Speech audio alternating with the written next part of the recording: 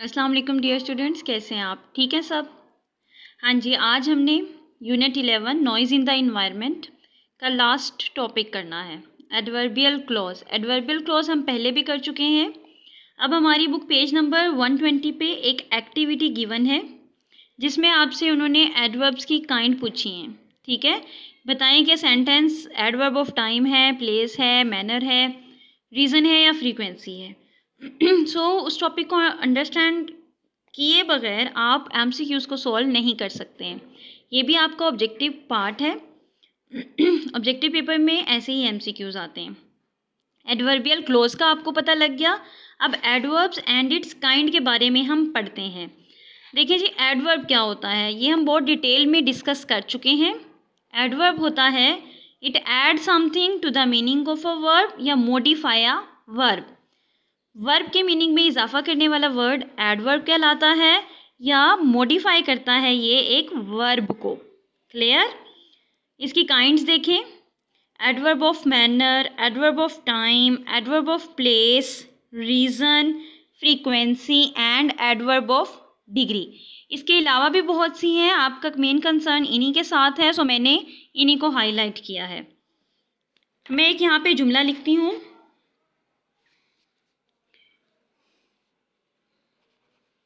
Water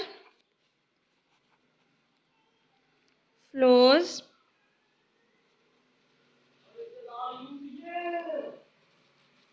water flows smoothly. ठीक है जी।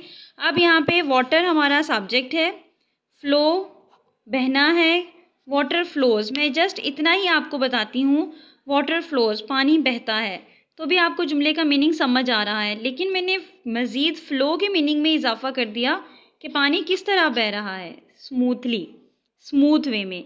सो ऐसे तमाम वर्ड्स जो वर्ब के मीनिंग में इजाफा करते हैं वो एडवर्ब कहलाते हैं। अब इस एडवर्ब की भी काइंड्स हैं। देखिए जी, यहाँ पे है स्मूथली। स्मूथली बता रहा है, आंसर कर रहा है क्वेश्चन का, in what manner. So how, how को ये आंसर करेगा।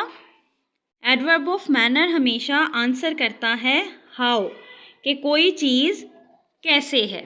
ठीक है, और कॉमनली ये वहाँ पे आता है जहाँ पे एल वाई पे वर्ड्स एंड होते हैं, like sweetly, beautifully, smoothly, slowly, quickly. L Y पे एंड होने वाले वर्ड्स एडवर्ब ऑफ मैनर कहलाते हैं।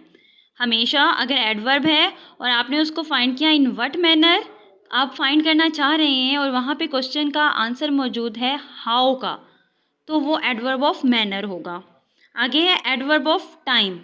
टाइम, टाइम के बारे में बताता है, और वो तमाम एडवर्ब्स जो आंसर करते हैं क्वेश्चन का व्हेन।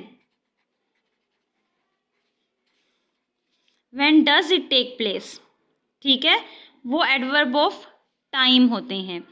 और वो तमाम एडवर्ब्स जो आंसर करते हैं वेयर, कौन सा काम कहाँ टुक प्लेस हुआ, वो एडवर्ब ऑफ प्लेस कहलाते हैं। ठीक है, एडवर्ब ऑफ रीज़न, जिसमें कोई लॉजिक गिवन हो, लॉजिक को एक्सप्लेन करने वाले एडवर्ब ऑफ रीज़न होते हैं। एडवर्ब ऑफ फ्रीक्वेंसी, फ्रीक्वेंसी होता है कितनी बार। ठीक है, बच्चे इसमें कन्फ्यूजन करते हैं डिग्री और फ्रीक्वेंसी वाले में, कितनी बार। ठीक है, और डिग्री होता है टू व्हाट एक्सटेंट, कितनी हद तक। अब यहाँ पे much, how, when, where, much का जो वर्ड आएगा वो डिग्री में आएगा, फ्रीक्वेंसी में होता है जैसे twice, once, first, second, third, ये सब के सब फ्रीक्वेंसी में आते हैं। क्लियर?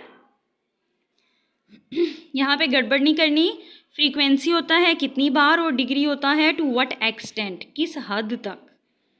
क्लियर हो गया?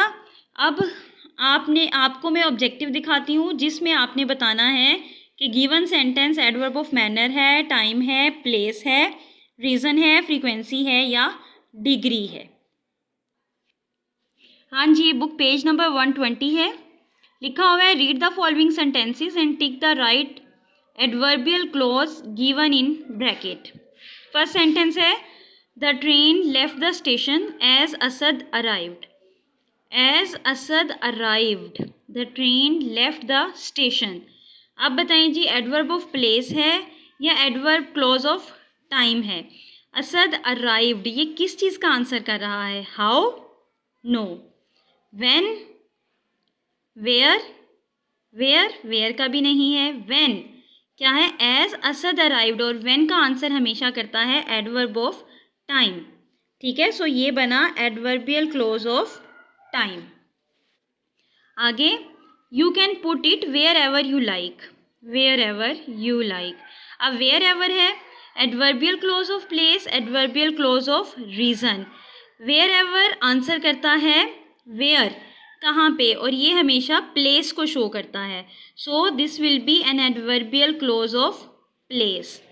आगे देखें, after the thief had stolen money he left home quickly. यहाँ पे after the thief had stolen money. अब ये जो है ये आंसर किस चीज़ का कर रहा है? अगर ये वाला होता तो क्विकली को शो कर रहा था इन व्हाट मैनर, लेकिन इन्होंने अंडरलाइन इसको किया है। After the thief had stolen money, क्या इसमें सम लॉजिक है? आंसर वेयर, व्हेन, हाउ का आंसर ये कर रहा है? नहीं। This is a logical point. So adverbial clause of reason will be here, adverbial clause of time, adverbial clause of manner.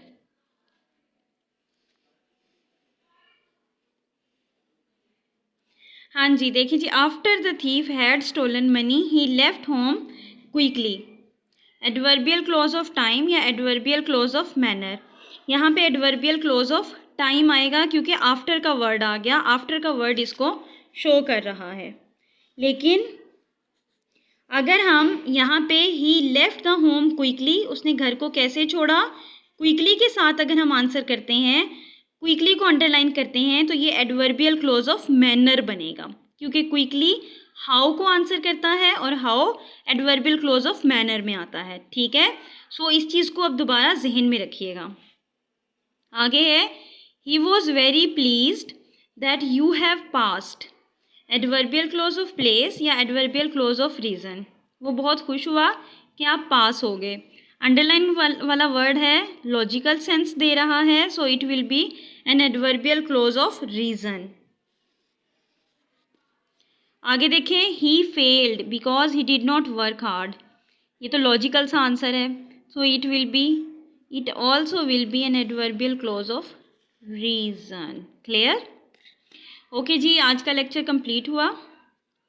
आपको इस सेंटेंसेस में मैंने 2 ऑप्शन बताए हैं। अगर इसको अंडरलाइन करेंगे तो एडवर्बियल क्लोज ऑफ मैनर बनेगा। अगर इसको अंडरलाइन कर रहे हैं, आफ्टर आंसर करता है हमेशा व्हेन। ठीक है, व्हेन का, और व्हेन होता है एडवर्बियल क्लोज ऑफ टाइम। सो इसलिए हमने एडवर्बियल क्लोज ऑफ टाइम को अंडरलाइन किया, लेकिन अगर इसमें सेकंड पार्ट को अंडरलाइन किया होता तो हम एडवर्बियल क्लोज ऑफ मैनर को अंडरलाइन करते। होप सो आपको समझ आ गया होगा। दुआओं में याद रखिएगा। Thank you so much.